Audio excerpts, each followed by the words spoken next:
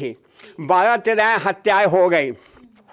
उसी बीच में सरबोरे के 2 नेता गोपाल जी मिश्र और बद्री नारायण सिंह, मुसहरी ब्लॉक में 1968-69 में नक्सली पंथी का आंदोलन शुरू हो गया। ग्राम सभा बनने से जितने गांव के बालिक हैं उसमें मेंबर होंगे और गांव के लोगों को अध्यक्ष मंत्री चुनो और गांव का समस्या गांव में हल करो। कहानी के संग्रह हमारे पास में आत्मा में बसाए हुए हैं और जो भी हम करना चाह रहे हैं इन्हीं के द्वारा हम करना चाह रहे हैं। नक्सल एक आंदोलन था, शोषित समाज का आंदोलन था। वह आंदोलन जब हिंसा का रूप ले लिया तो पूज्य जेपी यहाँ प्रवास किए थे और पूज्य जेपी के यहाँ प्रवास करने के कारण मुसहरी की बहुत सारी परिस्थितियाँ बदली। देखना शुरू कर चुके हैं फर्स्ट लुक बिहार और मैं हूं निशा श्री। बिहार आंदोलन के रूप से जाना जाता है, हमारे इतिहास में इसकी चर्चा है। जयप्रकाश आंदोलन के रूप में भी हम इसको जानते हैं।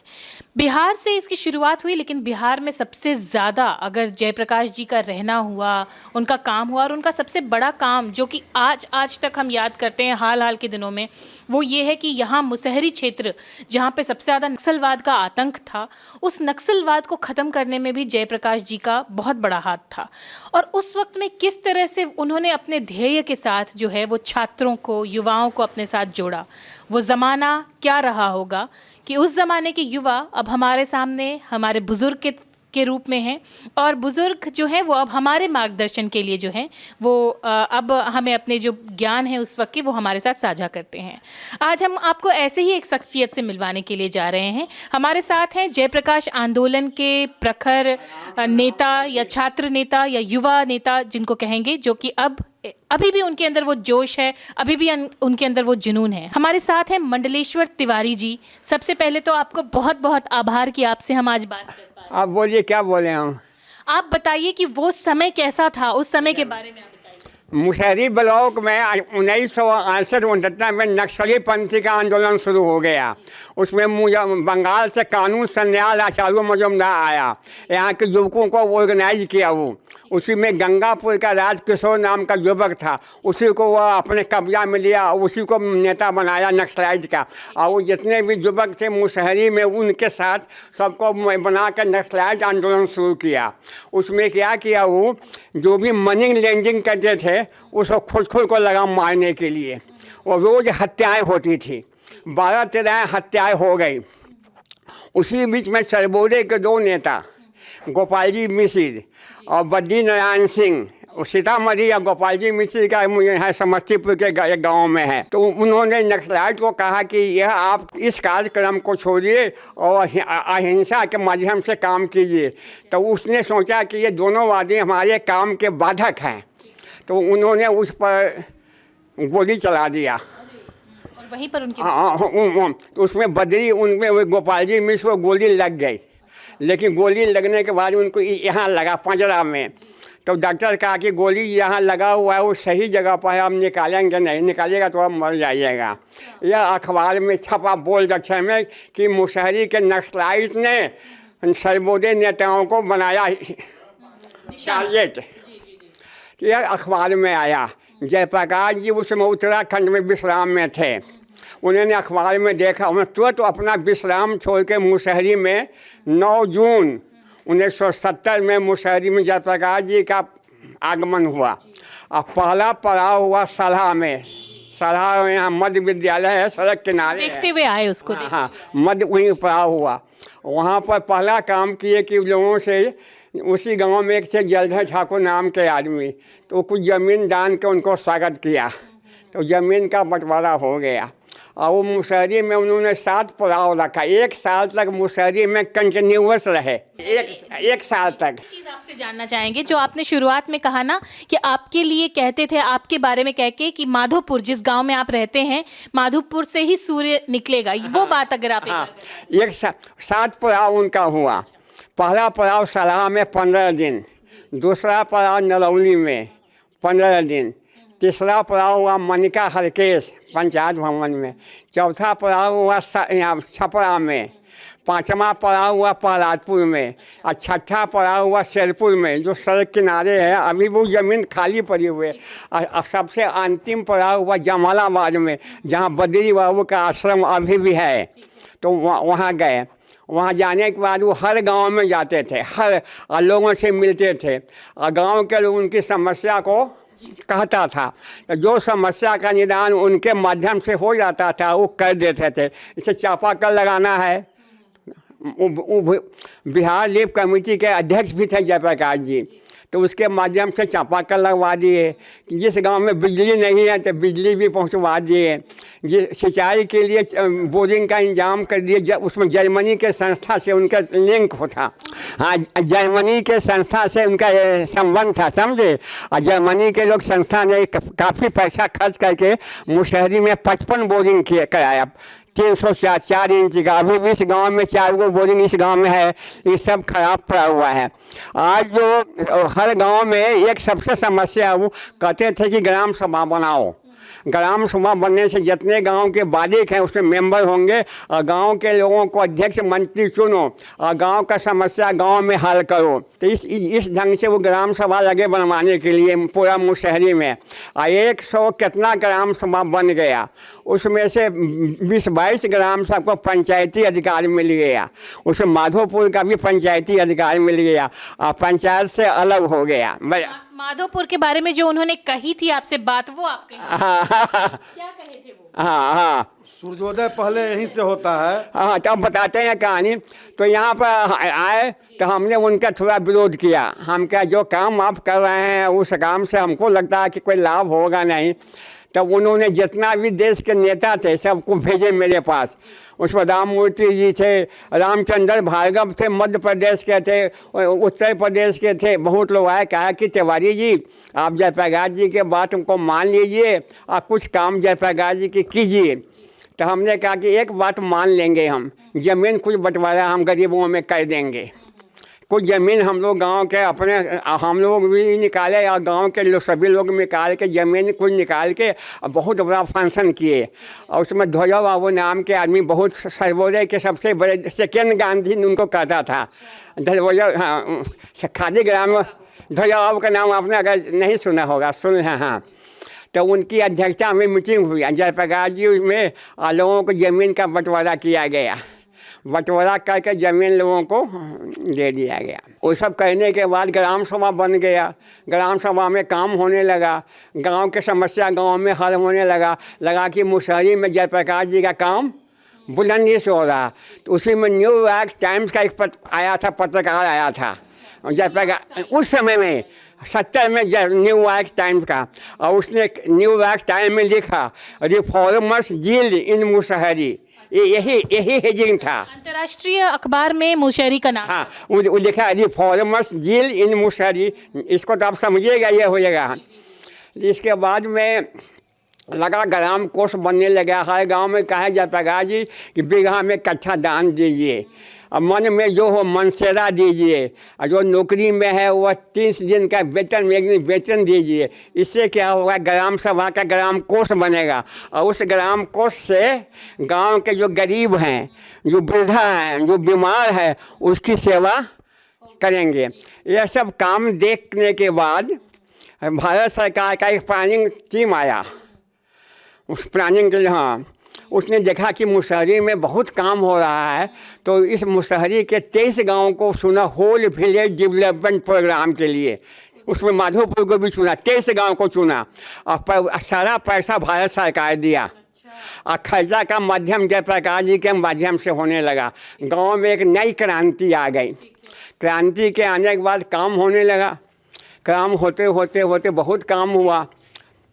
उसी क्रम में एक बात हमको बताते हैं कि जो अभी बिहार के जो उप मुख्यमंत्री जो हैं, जिस काम को कर रहे हैं उस काम को जयप्रकाश जी जब गांव में घूमते थे तो लोग कहता था कि ज़मीन की समस्या है। तो क्या क्या समस्या है, तो जमाबंदी का है, दाखिल खारिज है, फलना है, चलना है, ये सब जो समस्या बताता था लोग।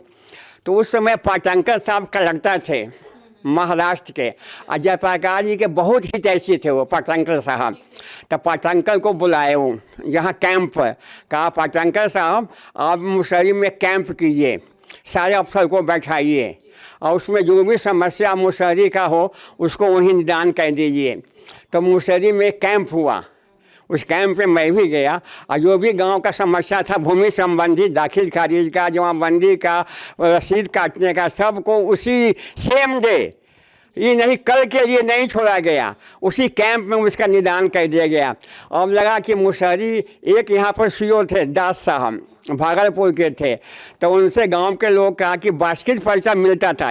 बास्केट पर्चा के विषय में आप जानती होगी, बास्केट पर्चा का मतलब है जिस ज़मीन पर जो रैयत रहता है उसके नाम से पर्चा मिल जाने से वह ज़मीन का मालिक बन जाता है, इसको कहते हैं बास्केट पर्चा। तो जयप्रकाश जी के लोगों ने कहा कि हम लोगों को बास्केट पर्चा नहीं मिला है, हम ज़मीन मालिक के ज़मीन पर घर बनाए हुए हैं, मालिक कभी भी घर को उजाड़ देगा। तो जयप्रकाश जी ने उस सीओ को बुलाए, जाट साहब नाम था, मैं नाम भूल रहा हूँ, बहुत दिन हो गया। तो वो कहे कि गांव के जो ग्राम सभा बनाए हैं उसी के माध्यम से कहिए कि ग्राम सभा के मंत्री या अध्यक्ष वह अपने गांव के बास्केट पर्चा बना के हमको लिस्ट दे दें, मैं उसको सर्टिफाइड कर दूंगा। तो हर गांव से भूमिहीन को बास्केट पर्चा का नाम, कितना ज़मीन जोत में है, बना कर दिया सीओ उसी को मान्यता दे दिया, मोहर लगा दिया। तो उसी समय 300-400 बन गया बास्केट पर्चा, लोग गुम हो गया कि वहाँ पे इतना बना। तो ये अपने आप में अनूठा काम था ये। हाँ, इसे बन गया। इसके बाद लगा काम ग्राम सभा के माध्यम से होने के लिए विकास का, तो उसी में हम लोगों ने एक केस किया हाई कोर्ट में कि ग्राम सभा को पंचायती अधिकार मिलना चाहिए। तो जानते हाई कोर्ट केस को सुना और मुशहरी के 7 गांव को पंचायत से अलग कर दिया, और जितना भी पंचायत का पैसा होता था उस गांव का वो एक जो कहानी है हाँ। कि जब उसमें वो जो नक्सली लोग थे, वो बताते हैं आप, वो इतना जयप्रकाश जी इतना दयालु थे, इतना उनका हृदय में दया की भावना थी कि राजकिशोर की माँ जाड़ा के महीना था तो उसके लिए कम्बल तम्बल भिजवा दिए, अपने स्टाफ को कहा कि उसकी माँ को कम्बल तम्बल दे दीजिए। उसी में एक मोहम्मदन था, समझे, उसका नाम, वो भी नक्सलाइट में रहता था। तो वो तो अंत में जब नक्सलाइट में बहुत तेज हो गया तो काउंटर में मारा गया, राजकिशोर भी मारा गया, और वो मोहम्मदन का नाम मैं भूल रहा हूँ, तस्लीम जी, तस्लीम नाम था, तस्लीम की बेटी थी।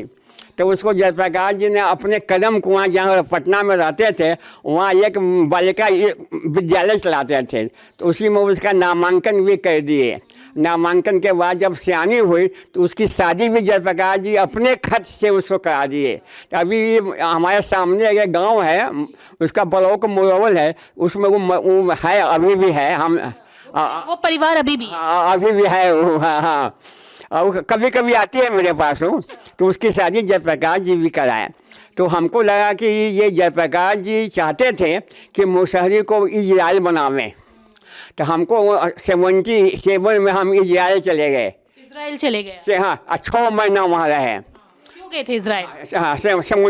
हाँ, ये तो इजराइल में 2 ही तरह का गांव था, किबुत्स और मोसाविन। किबुत्स में संपत्ति किसी के पास नहीं, सारी संपत्ति गवर्नमेंट को। आप जिस काम के लिए आप उस काम कीजिए, खाना कम्युनिटी हॉल में, रहने का जगह सब, जब आफ्टर मैरिज आपको रहने का जगह मिलता था, लेकिन खाने का जगह कॉमन, देखिए किबुत्स गांव कहते थे। किबुत्स दूसरा गांव था मोसामिन, वह कोपटी गांव था इजराइल में। तो कोपटी गांव में कोपटी बना के कोपटी से काम चलता था। और ये सबसे दुनिया में इजराइल एक ऐसा देश था जहाँ मिलिट्री ट्रेनिंग इसेंशियल था। मैट्रिक पास करने के बाद आपको मिलिट्री ट्रेनिंग में जाना, महिला हो पुरुष को जाना हो, आज भी है आज। हाँ, और वो कहने के बाद जब लौट के आता था तब उसको अपना कहाँ खड़ा होगा, तो वो अपना वहाँ ज़मीन वहाँ का नेशनलाइज था इजराइल में, नेशनलाइज था। हाँ, और ज़मीन, अगर आप ज़मीन जोतना चाहती हैं तो ज़मीन सरकार के लीज पर देगी। अगर बिजनेस करना चाहते हैं तो बिजनेस कीजिए, नौकरी करना चाहते हैं, जिस क्षेत्र में जाना हो आपको अपना आगे चॉइस अपना जाइए। तो जयप्रकाश जी चाहते थे कि मुशहरी को भी मुशहरी को इजराइल के गांव के जैसा, हाँ, जयप्रकाश जी चाहते कि मुशहरी को भी ऐसा हम बनावें। उसके बाद हम चले गए डेनमार्क, जहाँ दूध की नदी बहती थी डेनमार्क में। तो वहाँ कोऑपरेटिव था दूध का, वहाँ बहुत अच्छा इंतजाम था रहने का, खाने का। हर किसान बहुत खुश था। वहाँ हर किसान के पास छोटा सा एक दूध का बना हुआ था और ठंडा घर और दूध कोल्ड स्टोरेज, हाँ कोल्ड स्टोरेज। हाँ हाँ, उसमें आपका दूध रख के वहाँ रखा हुआ आता था और दूध वेंडर आया, दूध ले अपना निकाल कर ले गया और वहाँ पर कागज़ में अपना लिख कर चला गया। तो वो चाहते थे कि मुसहरी में ऐसा ही हो। उसी क्रम में मैं आपको बताता हूँ, मन का जो मुकेश जी के बगल में गांव, वहाँ उन्होंने लिफ्ट इरिगेशन शुरू करवाया।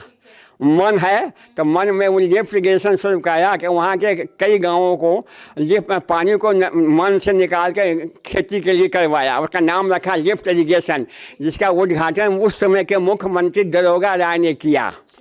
दरोगा राय उस मुख्यमंत्री थे बिहार के।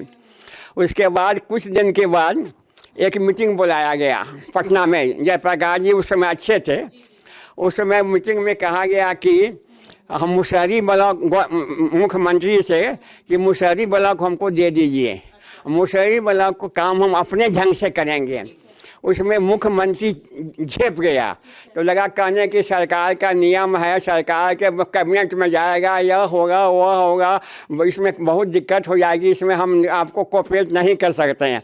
तो हमसे रहा नहीं गया। हाँ, मैं भी उस मीटिंग में था। तो मैंने कहा कि दरोगा मुख्यमंत्री जी, जयप्रकाश जी आपसे एक ब्लॉक मांगते हैं, उसमें देने में क्या दिक्कत है? सारा खर्चा आप इतना कर ही रहे हैं और वो खर्चा जयप्रकाश जी के माध्यम से होगा। तो उसमें तो लगा वो झेप गया, लगा अपना सरकार का नियम कानून बतलाने लगे। अंत में वो दिया नहीं। और इस सब के बाद अंत में जयप्रकाश जी का जब आंदोलन शुरू हुआ तो उनका किडनी खराब हो गया। हाँ, अब मुजफ्फरपुर विकास मंडल की हाँ, और वही बता रहे हैं। उसी क्रम में यहाँ के समस्याओं को जानने देखा कि बहुत समस्या है गांव में, तो एक संस्था बनाए, उसका नाम रखा मुजफ्फरपुर विकास मंडल। विकास मंडल के वो अध्यक्ष स्वयं जयप्रकाश, पहला अध्यक्ष जयप्रकाश जी हुए। और गांव की जो समस्या हो उस संस्था के माध्यम से, और उस संस्था या पैसा विदेश से आता था, जर्मनी है, जापान है, भारत सरकार नहीं देती थी पैसा, क्योंकि जयप्रकाश जी का ऐसा नेतृत्व था कि विदेशी संस्था भी उनके सामने नतमस्तक हो जाता था। तो पैसा जा उसी से गांव-गांव में काम होने लगा। गरीब के काम, बच्चों का वो कैसे हो, पढ़ाई लिखाई करना, मुकदमा ये सब का। तब उसी संस्था को देख के, काम को देख कर पुनः प्लानिंग कमीशन आया मुसहरी में, और देखा कि जयप्रकाश जी का संस्था इतना काम कर रहा है, तो 2 जिला उद्योग केंद्र, एक मुजफ्फरपुर का, एक गया का इस जिला उद्योग केंद्र का संचालन सरकार नहीं करेगी, इसका संचालन जयप्रकाश जी द्वारा बनाया हुआ संस्था विकास मंडल करेगा। और नवादा का जो संस्था है वो करेगा। और दोनों में जिला उद्योग विभाग का काम शुरू होने लगा। नॉन ऑफिशियल लोग उसके अध्यक्ष, चेयरमैन हो गए, स्टाफ बन गए, सब बन गए लोग, और उस जिला उद्योग केंद्र से काम होने लगा।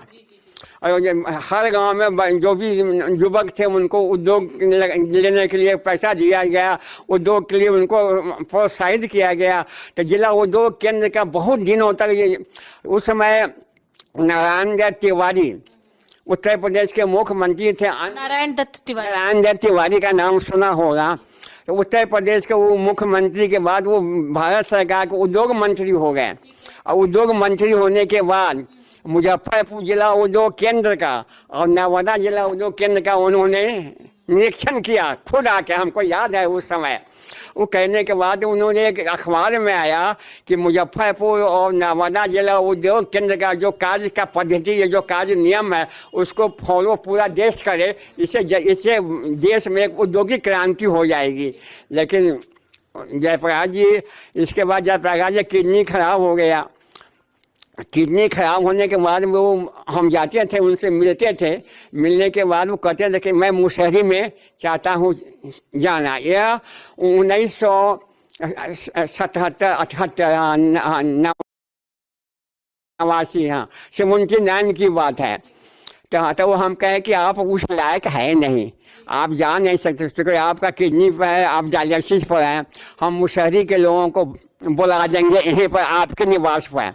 तो उनका जो पिया था इब्राहिम था, क्रिश्चियन था, उसको बुलाया और उन्होंने डेट फिक्स कर दिया कि ये देखिए अक्टूबर के अंत में आपकी मीटिंग होगी। उसमें बिहार में छठ पर्व है, दिवाली है, ये सब था। इस सब को देखते हुए अक्टूबर के अंत में बनाया गया कि इस तारीख को यहाँ पटना में जयप्रकाश जी के निवास पर एक बैठक होगी, उसे मुशहरी के लोग भाग लेंगे। लेकिन भगवान को मंजूर नहीं हुआ और 8 अक्टूबर 1979 को जयप्रकाश जी दुनिया से चले गए। और अभी भी जयप्रकाश जी की भावना मुशहरी में है। अभी जहाँ भी जाइएगा जयप्रकाश जी का नाम लोग लेता है। और जयप्रकाश जी हर समस्या को हल, जयप्रकाश जी मुशहरी को मानते थे कि हमारा द्वितीय घर है। और इसको ये यहाँ के कर्म भूमि मानते थे जयप्रकाश जी। कहते मेरा सिताब दियारा नहीं, मेरा मुशहरी में द्वितीय घर मैं मानता हूँ। और एक और कहानी सुनिए, सिताब दियारा में पूरे देश की मीटिंग बुलाए, पूरे देश का। तो उसमें मैं भी यहाँ से मुशहरी से गया और वहाँ 1 हफ्ता रहे। और जयप्रकाश जी कहीं भोजन हुआ और उनकी जो पत्नी थी प्रभावती, इतना मिलनसार महिला, जब हम लोग उसमें एक सरजू नदी पार करके गए थे, पार करने के बाद वहाँ रहे 5-6 दिन, खाना पीना जयप्रकाश जी के माध्यम से होता रहा। और वहाँ पूरा समस्या सुना गया, मुशहरी का समस्या सुना गया। और उसी क्रम में एक मुशहरी प्लान बना, वो नाम था मुशहरी प्लान। और उसी में मुशहरी प्लान का बड़ी बड़ी किताब मोटी थी, अभी भी संस्था में होगा। और उसी के माध्यम से लगा काम होने के लिए। जब हम लोग वहाँ से चले तो उस समय बैलगाड़ी से चलते थे, तो हम लोगों को बैलगाड़ी से सरजू नदी किनारे भेजा गया। चूँकि रात में हम लोगों को ट्रेन था, तो प्रभावती जी हम लोगों के लिए खाने के लिए जितना भी आदमी थे, खाना का पूरी कचौड़ी सब जो भी खाना बना कर एक दौरी में भर दिए, कहीं आप लोग रात में यही खाइएगा। तो वह प्रेम इतना था मुशहरी से, जिसको मैं भूल नहीं सकता हूँ। और सुनिए, जयप्रकाश जी जब आते थे तो उनको बैठने में ज़्यादा दिक्कत होती थी, तो उनके लिए ही बनवाया। अच्छा, ये जो तोशक हम पीछे देख रहे हैं, मसला जी जी, इसका 40 किलो वजन है। इसका ये अगर हम दिखा सकें सही तरीके से, क्योंकि ये बड़ा ऐतिहासिक एक मसलन हो जाएगा जी, क्योंकि ये काफ़ी बड़ा दिखाई दे रहा है साइज़ में भी। और ये उनके बैठने के लिए जो है जी जी जी, ये और ये 40 किलो वजन का है। 55 वर्ष हो गया। इसका विदेश में भी सब फोटो गया हुआ है। एक महात्मा आए, समझे, वो कहे हमको दे दीजिए। हम कहा नहीं, ये हम नहीं देंगे, ये जयप्रकाश जी का यादाश्त है, इससे नहीं देंगे। हाँ हाँ हाँ, 40 किलो वजन खादी बनवाया था, तो इसको हम मेंटेन करके रखे हुए हैं। हमारे साथ इनके बेटे भी हैं। आपसे हम ये जानना चाहेंगे, सबसे पहले तो आप अपना नाम और मेरा नाम सत्यप्रकाश गुड्डू है। अब इतनी बड़ी याद है, इतने बड़े आंदोलन से जुड़े आपके पिताजी रहे हैं, और आज की परिस्थितियों में आप कैसे देखते हैं, क्या प्रेरणा मिलती है आपको इन सबको? और आज के परिस्थिति में बहुत अच्छा देख रहे हैं। क्योंकि आज के परिस्थिति में जो लूट खसोट जो हो रहा है, और जो आदमी समाज सेवी है, उसको किसी प्रकार की कहीं कोई दिक्कत नहीं है। और दिक्कत नहीं है। कई बार हम लोग का अनुभव है, इन पर जो वार करने वाला भी वार किया, लेकिन उससे कोई प्रभाव इनको नहीं मिला। यही बात हमारे भी माथा में घुसा हुआ है। हम लोग के भी दोस्त महिम जो भी शुभचिंतक लोग हैं, राजनीतिक में जुड़े हुए हैं, सोशल वर्कर से, और देखते हैं कि वार होती है और लेकिन क्षति कुछ नहीं होती है। और दिन दुगुना रात चौगुना उनका मतलब क्षति के बदला प्रोग्रेस होता है। मान लीजिए, यही हमारा इच्छा है कि दुश्मन का भी विकास हो, और दुश्मन का 2 गुना हो तो उससे हमारा 4 गुना हो। मुक्तेश्वर मुकेश जी, हम आपसे जानना चाहेंगे कि ये जो बात नहीं कह पाए थे, वो माधोपुर गांव के बारे में जो जयप्रकाश जी ने कहा था, वो बात अगर आप माधोपुर गांव के बारे में थोड़ा स्मरण से इनको अलग हो गया है, मैं याद दिला देता हूँ, ये खुद बोलेंगे। माधोपुर के बारे में सूर्योदय जो होता था, उस पर जो जेपी बोलते थे, माधोपुर के सूर्योदय के बारे में। माधोपुर को कहा कि जो भी ग्राम दान ग्राम स्वराज का एक बिहार गवर्नमेंट का नियम बना हुआ कानून एक्ट है, नाम है बिहार ग्राम दान एक्ट, तो उसके काम यहाँ होने लगा इतना, तो जब यहाँ ग्राम सभा बन गया, उसके मैं पहला मंत्री बना, ग्राम कोष जमा होने लगा, गरीबों को में दवा के इंतजाम किया गया, सड़क बनवाया गया चलने के लिए। लगा कि माधोपुर गांव एक तरह से नया विकास की ओर बढ़ रहा है। उसको देख पर के जयप्रकाश जी ने कहा, एक भविष्यवाणी वो करते थे बातचीत में कि यहाँ का जो सूर्योदय, माधोपुर का जो सूर्योदय होता है, हाँ। वो सूर्योदय की किरण थोड़ा अलग होती है, ऐसा वो बोलते थे। हाँ, बोलते इसलिए कि चूंकि ग्राम सभा का जो नियम कानून था उसके अंदर काम होने लगा, तो उनको मन में हो गया कि वास्तविक काम यहाँ से हो रहा है। अब वास्तविक इसलिए उन्होंने कहा कि जब सूर्योदय होता है पहला, तो वहीं से न पूरे देश में जाता है सूर्योदय, कहा कि यहाँ से निकलेगा काम सबसे, तो पूरा मुसहरी में फैल जाएगा, इसलिए इसको सूर्योदय का उपासना दिया। और दूसरी बात, यहाँ 2013 में भूटान कमेटी का हीरक जयंती मनाया गया, डायमंड जुबली। मनमोहन सिंह प्रधानमंत्री थे, तो उसमें हम लोग भी गए थे, पूरे देश के लोग आया था उसमें। एक सारा खर्चा था भारत सरकार का, उसमें हम लोग को सम्मानित किया गया। ये मनमोहन सिंह का दिया हुआ चादर ही। हाँ, ये उड़ा। अच्छा, हम आपसे एक चीज़ जानना चाहेंगे, उस आंदोलन के आपके जितने साथी हैं, अब कितने साथी हैं जो आपके हैं अभी भी? उस समय के आपके कितने साथी जीवित हैं? हमको लगा कि उसमें से अधिकांश लोग मर गए। उसमें कामेश्वर बाबू मेन थे। जब जयप्रकाश जी का कैंप हुआ पहला, तो उसमें 4 आदमी मुसहरी के थे, अब बाकी थे भारत के और लोगों को, कामेश्वर ठाकुर, कैलाश शर्मा, रामेश्वर ठाकुर, जगन्नाथ पांडे, तो तीनों मर गए। जगन्नाथ पांडे हैं अभी? जगन्नाथ पांडे अभी हैं, उनको मुंह में कैंसर का शिकायत हो गया, तो अभी उनका लड़का गुड़गांव में रहता है, तो अभी गुड़गांव में वो यहाँ का डॉक्टर का रेफर कर दिया उनको एम्स के लिए, तो चले गए वहाँ, गुड़गांव में है, अब 20-22 दिन से वहीं है वो गुड़गांव में, तो उनका इलाज चल रहा है, रोज़ हफ्ता में एक सुइया ले रहे हैं। अभी मुसहरी में वही एक जिंदा है, नाम उनका है जगन्नाथ पांडे। अब उनसे बात नहीं हो पाएगी क्योंकि वो तो यहाँ है नहीं ना, तो इसी गांव में पूरा। एक और कहानी बताता हूँ आपको। होली का मिलन हुआ जयप्रकाश जी मुसहरी में, तो हम पूरब में हैं, माधोपुर गांव, और वो गांव जो जहाँ जगन्नाथ पांडे का नाम बताया, उनका घर है मादापुर, समझे, भगवान पंतानी पंचायत के मधुबनी पंचायत में वो गांव है। तो जयप्रकाश जी ने आज गुडविल में कहा कि आज माधो का मिलन हो रहा है तो बहुत लोग खुश हुआ, फिर खाना पीना हुआ। इनके बेटे से हम ये पूछना चाहेंगे कि इनके पास जो कहानियां हैं, क्या आपने ये नहीं सोचा है कि इससे आप एक किताब प्रकाशित करें इनकी कहानियों की? और काफ़ी, और इनके बारे में जो हम करेंगे, चाहे जो हमारा मन की इच्छा है, उसको बाद में हमारी बुझाएगी, किसे मान लीजिए। लेकिन आप इनकी कहानियों का संग्रह रहे और कहानी के संग्रह हमारे पास में आत्मा में बसाए हुए हैं, और जो भी हम करना चाह रहे हैं इन्हीं के द्वारा हम करना चाह रहे हैं, इन्हीं के पद्धति पर। आज के जो भी डेट में हमारे पास में धन पुत्र जो इनका जो संग्रह किया हुआ है, उसी पर हम चल रहे हैं, उसी पर चलेंगे ना, तो विकास हमारा होगा। आज जो मुसहरी की जो पहचान है, उसमें लोग तो नक्सलाइट को कानून का उल्लंघन के रूप में देखते हैं, लेकिन नक्सल एक आंदोलन था, शोषित समाज का आंदोलन था। वह आंदोलन जब हिंसा का रूप ले लिया, तो पूज्य जेपी यहाँ प्रवास किए थे, और पूज्य जेपी के यहाँ प्रवास करने के कारण मुसहरी की बहुत सारी परिस्थितियाँ बदली, विकास हुए, लोगों का विचारधारा बदला, और आज भी मुसहरी का जो सामाजिक ताना बाना जो है, ऐसा ताना बाना बहुत दूसरे जगह आपको नहीं मिलेगा। तो इसमें नक्सल आंदोलन और जेपी प्रवास दोनों का योगदान है, और हमारे आदरणीय अभिभावक मंडलेश्वर बाबू जैसे जो लोग उस समय अपना ऊर्जा दिए, अपने जीवन का अनमोल क्षण जो जेपी के साथ दिए, आज उसी का परिणाम है मुसहरी का इतना बिहसता हुआ चेहरा। धन्यवाद। तो ये सारी बातें हैं जो जब जयप्रकाश आंदोलन से जुड़ी हुई हैं, आज भी हम आपके सामने अगर और किस तरह से हमने दिखाया आपको, तो इस इंटरव्यू को अभी हम देते हैं विराम। दोबारा हम आपसे फिर से जुड़ेंगे और जयप्रकाश आंदोलन से जुड़ी अगर और भी कोई खबर हमको मिली तो हम आप तक लेके आएंगे। अभी के लिए दीजिए इजाज़त। आप देख रहे थे फर्स्ट लुक बिहार। धन्यवाद।